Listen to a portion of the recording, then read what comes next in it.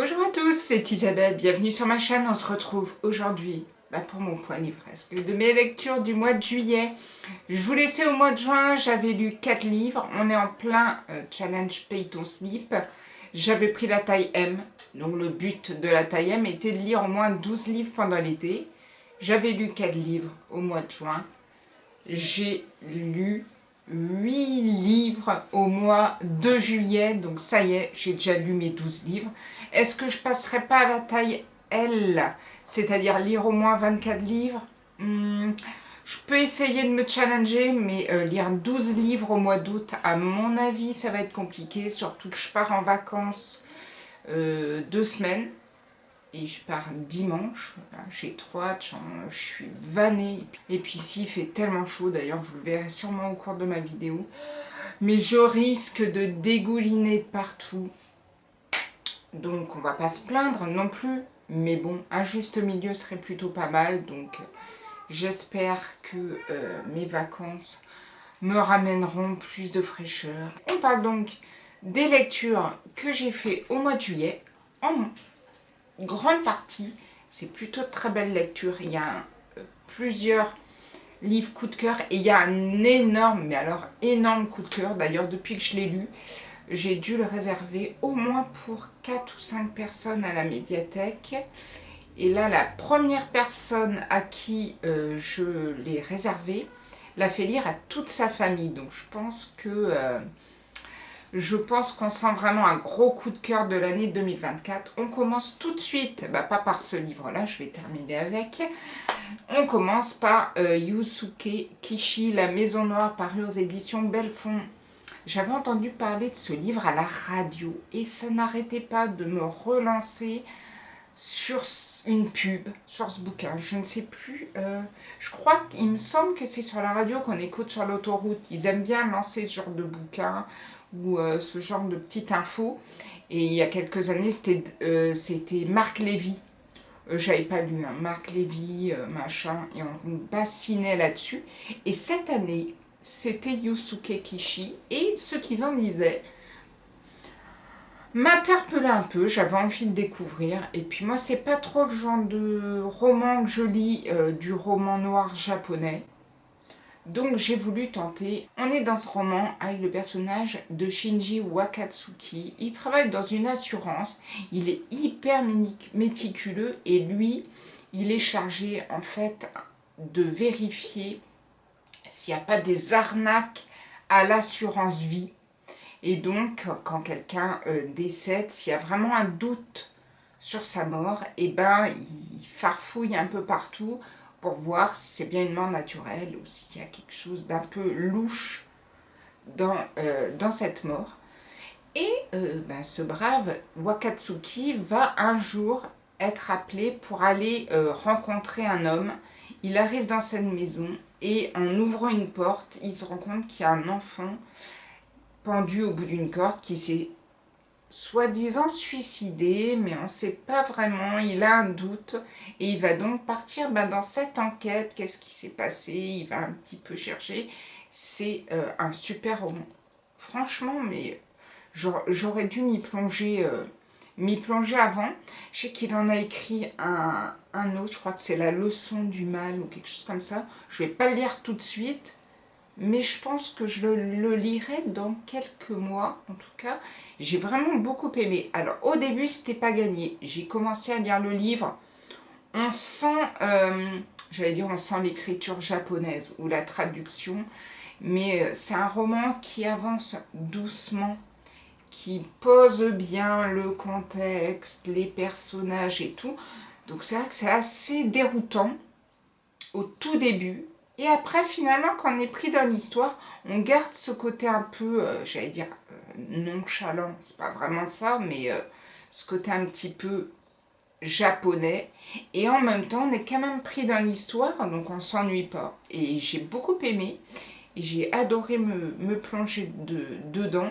Les personnages ont aussi ce caractère un peu japonais, pas zen, mais une vie assez calme, des routines, ce genre de choses. J'ai adoré. Si vous ne l'avez pas lu, n'hésitez pas à vous plonger dedans. J'ai ensuite lu le roman de Guillaume Huon, Le gardien sans sommeil, paru chez Calman Levy. J'ai tout d'abord choisi ce livre juste parce que le nom de ce jeune homme est le même nom de famille que ma mère. Et du coup, à chaque fois que je vois un Huon passer, je suis quand même un petit peu curieuse de voir le roman. Donc j'avais lu Anne Galion, j'adore. Et là, j'ai eu envie de me plonger dans Guillaume Huon. On est dans ce roman à Igarka, un endroit un peu mystérieux où les habitants hibernent en fait. Quand les températures deviennent trop froides, ils s'endorment et ils se réveillent aux températures plus fraîches. C'est un endroit aussi où ils ont une vie assez dure. Et on est avec le personnage de Soren. Soren vit avec sa femme. Sa femme va avoir un enfant. Et dans cette sorte de petite cité va avoir lieu un meurtre. Le vieux Mathéus, qui est un vieux sage, va être assassiné. Soren va vouloir savoir qui a tué Mathéus et va donc s'injecter un produit parce qu'il y a une partie de cette population qui veille quand même sur la ville et donc du coup il s'injecte un produit pour ne plus dormir et il va comme ça essayer de chercher ce qui s'est passé et pourquoi cet homme a été tué. Alors j'ai eu beaucoup de mal à rentrer dedans, beaucoup de mal, et pourtant il n'est pas long. C'est pas du tout ce que j'ai l'habitude de lire. En même temps, je me suis attachée à Soren, je me suis attachée à sa femme, mais alors, voilà, c'est le... Moi, j'ai besoin de choses où je peux m'y retrouver. Et cette ville d'Igarka, ça m'a perdue. Et quand ça part trop dans le fantastique, c'est difficile pour mamie et j'ai vraiment eu du mal à rentrer dedans. Moi, c'est vrai que c'est peut-être mon côté vierge, j'aime bien les choses bien posées. Et là, voilà, j'ai eu du mal à y arriver. Je l'ai lu quand même. Ça restera pas un livre dont je me souviendrai pendant des années. Mais bon, j'ai quand même été jusqu'au bout. Je me suis pas réellement forcée à y aller, mais ça l'a moyennement fait. J'ai ensuite voulu passer à quelque chose de plus léger. J'ai lu Haute Saison d'Adèle Bréau, c'est paru chez J.C. Lattès, couverture estivale. Adèle Bréau, j'avais lu L'heure des femmes l'année dernière, justement pendant l'été, que j'avais bien aimé. Celui-ci m'est tombé à la médiathèque entre les mains. La couverture était tellement jolie que je n'ai pas résisté. J'ai bien fait parce que c'est le roman d'été par excellence. On est à Anglette et on est au club Océan. Des personnes vont arriver dans ce club, un peu de tous âges, des familles avec enfants, des mamies avec leurs petits-enfants, des personnes qui sont seules, qui cherchent à rencontrer du monde et tout ça. Et on va suivre le Club Océan, la vie au Club Océan durant un été. J'ai adoré. Alors, j'ai adoré, c'est peut-être un petit peu trop, mais j'ai bien aimé, j'ai aimé lire ce livre. Je l'oublierai très vite aussi, mais pour l'été, c'est une lecture hyper facile. Où, bon, on va pas dire on ne s'ennuie pas, une lecture où c'est vrai, on sourit, c'est un peu facile parfois, mais bon, il n'y a pas de réel suspense, mais on aime bien suivre ces personnages, et des fois on a besoin de ça aussi pendant l'été. Donc si vous cherchez une lecture plutôt estivale, n'hésitez pas à lire celui-ci. J'ai ensuite continué avec un roman japonais, mais là, franchement, quand il m'est tombé entre les mains à la médiathèque, pareil. Comment résister à tous ces petits chats sur cette jolie couverture? J'ai donc lu Les chats de Shinjuku de Durian Sukegawa, qui est l'auteur des Délices de Tokyo, que je n'ai pas lu. On est un petit peu avec, malgré le fait que celui-ci ne soit pas un thriller, on est quand même dans la même écriture, cette écriture japonaise, une écriture un peu poétique, on rentre dedans, on est là tranquillement On est ici avec Yama. Yama, c'est un scénariste. Il est un peu paumé, sa vie ne va pas très bien, son boulot non plus. Et un jour, il va pousser la porte d'un café, le Kalinka. Et en s'asseyant à ce café, il va se rendre compte qu'il y a des habitués qui font des sortes de paris sur des chats. C'est-à-dire qu'il y a une sorte de lucarne et il y a une affichette et il y a donc différents chats qui ont tous un nom, qui ont des couleurs différentes et tout. Et les chats ont l'habitude de passer comme ça sur la lucarne et donc les personnes du café ont l'habitude de se faire des petits paris comme ça tranquillement, hein, pas de l'argent ni rien, mais sur le chat qui va arriver. Et donc Yama, lui, est assez intéressé par cette idée de chat et il va donc se plonger dans l'histoire du café, l'histoire de la personne qui tient le café, l'histoire de ses chats. Et c'est un très beau roman. Alors, il y a des moments où c'est un peu plus dur, mais ça reste pas non plus pour moi un roman noir. C'est un roman, au contraire, moi, que j'ai trouvé très lumineux, malgré des moments difficiles, mais un roman que j'ai apprécié de lire. C'est un de mes coups de cœur, d'ailleurs, parce que vraiment, je me suis sentie bien dans ce café. Je me suis sentie bien avec les deux personnages principaux. Et j'ai adoré. Et j'ai même pleuré. Et j'arrivais à la fin du livre. Et je travaille donc dans une médiathèque. J'arrivais à la fin du livre. C'est une médiathèque qui fait aussi office de tourisme. Et en début d'après-midi, je me dis, allez, allez, je continue. J'arrive à la fin. Il faut que je termine, il faut que je termine. Et j'avais les larmes aux yeux en arrivant à la fin. Et là, des gens qui vont rentrer, je dis, oh là là, c'est pas vrai. Ça m'arrive parfois et je me dis, ils vont me prendre pour une tarée si je suis en train de pleurer. Soit ils vont croire qu'il m'arrive quelque chose dans ma vie d'hyper triste et ils vont avoir de la peine pour moi et ci et ça. Bref, bon, j'ai essayé de me contenir, je pense que ça s'est pas vu. Alors, gros coup de cœur. Quand on arrive comme ça, quand j'arrive à la fin d'un roman et qu'il y a autant d'émotions qui me montent, c'est que c'est plutôt bon. J'ai ensuite continué. Je me sentais tellement bien que je me suis dit, il faut que je prenne un roman qui a un auteur qui a une valeur sûre pour moi. J'ai lu Valentin Musso, Le mystère de la maison aux 3 ormes. Et la couverture est superbe. Et le roman, j'ai adoré, c'est mon deuxième coup de cœur. On est avec le personnage de Louis Forestier. C'est un commissaire qui arrive à la retraite et qui va recevoir un appel à l'aide d'Yves de Montalembert, qui est donc le propriétaire de cette sublime maison. Cet homme reçoit des lettres de menaces et il va donc faire venir Louis Forestier pour l'aider à découvrir qui lui en veut. Je n'en dirai pas plus, mais on va se retrouver dans un huis clos, comme ça, dans cette maison.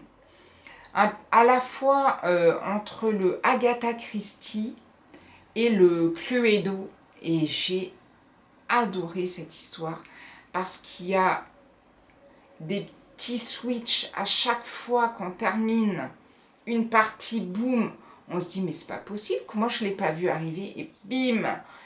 Et c'est vrai qu'il le fait vraiment super bien. Et je peux pas vous dire ce qu'il en est, mais alors ça m'a fait penser à mon boulot. Mais je peux pas vous le dire parce que sinon je crame. Mais je crame le premier petit changement. Et c'est vrai que j'ai vraiment beaucoup aimé. J'ai beaucoup aimé les personnages, j'ai beaucoup aimé les différentes parties du roman et je me suis régalée. Comme souvent avec Valentin Musso, il n'y avait que... Alors le dernier, il est là dans mon obscurité, je ne l'ai pas encore lu mais je me le garde pour cet hiver. Et l'autre d'avant, que j'avais un peu moins aimé, mais je me souviens plus... de ce titre, mais c'était l'écrivain là qui allait dans l'hôtel, l'homme du grand hôtel, quelque chose comme ça, ouais. J'avais moyennement aimé. Mais alors celui-ci, pépite. Et c'est vrai que si vous aimez Agatha Christie, toutes ces petites enquêtes et tout, bah, lisez, vous allez adorer. J'ai ensuite continué avec Demain disparu de David Coulon. C'est paru aux éditions Fayard. Et alors, pareil, David Coulon, j'adore. Donc moi, je me suis jetée dedans sans regarder plus de quoi ça parlait. Surtout que je trouvais cette couverture vraiment très très belle. Et là, c'est un petit peu comme le Guillaume Young. Je me retrouve plongée dans un monde que je n'apprécie pas justement encore avec ce côté fantastique. On est dans ce roman avec le personnage de Liv. Liv vit avec Romuald, bon c'est un couple qui bat un peu de l'aile. Ils vivent dans un village un peu isolé et une tempête arrive. Mais ils ont été invités par des amis qui n'ont pas vu depuis quelque temps. Ces amis les invitent, ils leur ont promis qu'ils venaient chez eux. Et ils n'ont pas franchement envie d'y aller, mais bon, ils se forcent, ils ont promis, donc ils y vont. Ils arrivent donc chez ce couple d'amis, malgré la tempête qui s'annonce. Et en arrivant chez ce couple d'amis, ils vont sentir des choses un peu bizarres. Surtout Liv va sentir des choses un peu bizarres. Et on va suivre ce personnage de Liv. Je ne peux pas vous en dire plus, c'est très spécial. C'est vraiment un roman fantastique, comme je ne les aime pas en général. Je suis passée par tous les stades dans ce roman. C'est-à-dire que ça a commencé, c'était assez bizarre. Donc c'était un petit peu en dents de scie. Après, je me suis ressentie à un moment, ça m'a repris. Donc je me suis dit, ah mais si, ça va le faire. Et après, c'est retombé, ça a repris, c'est retombé, ça a repris, c'est retombé. Et je l'oublierai très vite. Et en même temps, il y avait des moments où j'étais bien dans ce roman, mais il y a des moments où je me disais, non mais what the fuck, c'est quoi ce truc, quoi. Donc bon, je suis assez mitigée sur ce roman. En même temps, David Coulon, j'ai envie de lire Biotop.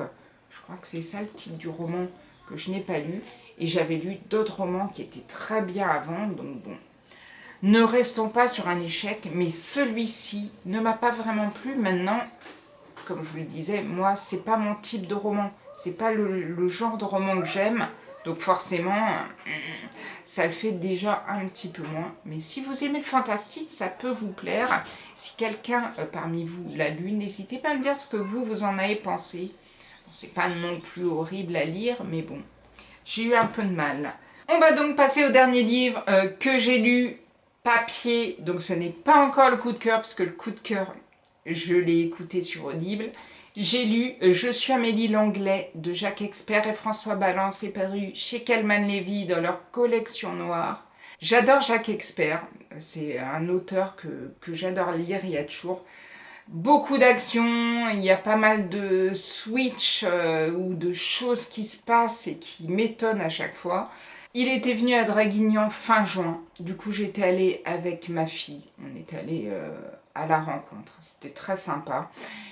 Et j'avais donc pris le dernier roman.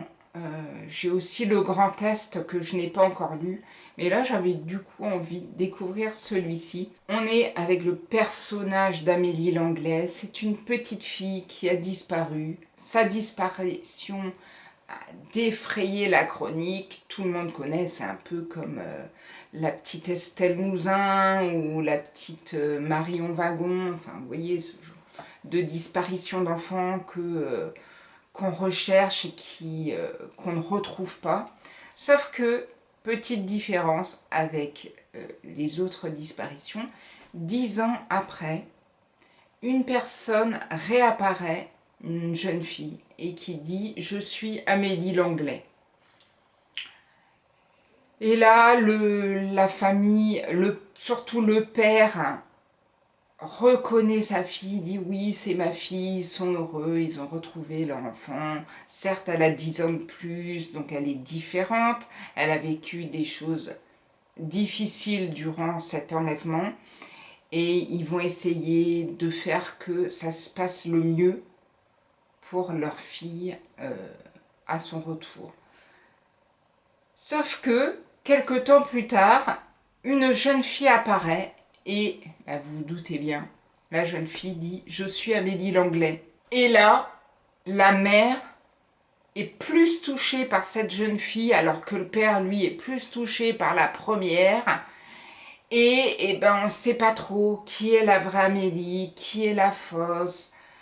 Et ben, c'est là aussi le talent de Jacques Expert et du coup de Philippe Balland. Je crois que j'ai dit François tout à l'heure. De Philippe Balland. Et ben, forcément, ils arrivent comme ça à nous balader. C'est-à-dire qu'on passe de, bah oui, c'est la première Amélie, la vraie. Ah non, bah non, c'est la deuxième. Et ben, on prend toujours le parti d'un parent. Soit la mère, soit le père, on se dit, bah oui, elle a raison. Et puis, ben, je ne vous en dirai pas plus, mais qui est la vraie? Il y en a forcément une des deux, ou pas. Mais j'ai adoré ce roman, comme tous les Jacques Expert. C'est toujours un peu le même style d'écriture et tout. Mais moi, à chaque fois, je suis bluffée. À chaque fois, je me fais avoir. Et donc, on va passer au dernier roman que j'ai lu, cet énorme coup de cœur, enfin, un roman que j'ai écouté sur Audible. Une autrice que je n'avais jamais lu, j'ai lu La dernière allumette de Marie Vareille. Et donc je l'ai lu sur Audible. Déjà, si vous avez la possibilité de le lire sur Audible, mes mentions ultra spéciales, mes mentions coup de cœur pour les deux personnes qui ont lu le livre. C'était fantastique, j'étais vraiment à fond dedans. Il lisait mais avec une douceur, c'était mais vraiment... Des fois je suis déçue par les lecteurs sur Audible, les personnes qui les lisent, mais là c'était parfait. C'était 5 cœurs, j'étais aux anges, c'était sublimement interprété. Et dans le livre La dernière allumette, on est tout d'abord avec Abigail. Abigail, elle vit dans un monastère en Bourgogne avec donc des sœurs. Et elle nous raconte un peu sa vie, ce qui s'est passé dans sa vie. Et elle observe la vie de son frère Gabriel et de sa nouvelle compagne Zoé qu'il va rencontrer. Donc on va être à la fois avec Abigail et après à la fois avec Zoé Boisjoli. Je trouvais ça trop mignon comme nom. Et Zoé, comment elle va vivre cette rencontre avec Gabriel et le couple qu'ils vont former. Et je peux pas vous en dire plus. Je voudrais tellement vous en dire plus. Mais je me suis faite avoir, mais en beauté. Parce que je suis arrivée au moment où il y a justement la première chose qui éclate dans le roman. Et là, je me dis, mais c'est pas vrai. Mais comment comment je me suis fait avoir aussi bien, quoi. Et c'est vrai qu'après, quand on y réfléchit, bah oui, mais non, j'ai pas pu me faire avoir comme ça, bah si, complètement. Et je ne peux que vous encourager, vraiment, à lire ce roman, qui n'est absolument pas un roman facile à lire, estival, avec des petits personnages tout frais, qui n'ont pas grand-chose à nous faire comprendre. C'est vraiment un roman qui vous touche, qui vous prend. Les personnages sont tellement prenants, attachants. En même temps, il y a des choses qui sont passées dans leur vie qui sont tellement difficiles. Et voilà, et je peux pas vous en dire plus, mais il faut le lire. La dernière allumette, Marie Vareille, sublime coup de cœur, mais vraiment, je l'ai fait passer à plein de monde, comme je vous disais tout à l'heure. Et pour l'instant, je n'ai eu que des retours hyper positifs, où des gens les ont même fait lire à toute leur famille avant de le rendre. Donc bon, ils n'ont qu'un mois hein, pour le lire, normalement. Là, il y en a qui ont passé comme ça le livre pendant leurs vacances à toute leur famille. Je trouve ça génial. Et ça m'a vraiment envie de lire d'autres romans de cette autrice. Je me rappelle très bien avoir vu passer Marie Vareille. Je peux très bien me passer de toi avec cette petite couverture que l'on voit partout. Donc celui-là, je ne le lirai pas tout de suite. Mais on m'a parlé Désenchanté. Du coup, j'ai envie de lire celui-là. J'ai enfin fini avec mes 8 lectures qui ne sont pas toutes là du mois de juillet. J'ai vraiment bien lu. Là, on est le 5 août. J'ai presque fini le livre audio que je suis en train d'écouter. Et j'ai déjà lu 2 livres. C'est plutôt pas mal. Je vais donc commencer le 3e livre là, que j'espère terminer avant de partir en vacances. Parce que j'ai pas envie de me transporter le bouquin en vacances. C'était pas un livre que j'avais prévu de lire pendant les vacances. C'est pas d'ailleurs un livre que j'avais prévu de lire pour ce challenge, mais il m'est tombé entre les mains et personne ne l'avait réservé. Donc du coup, je me le suis pris. Et je vais le lire cette semaine, comme ça je pourrai le rendre assez rapidement.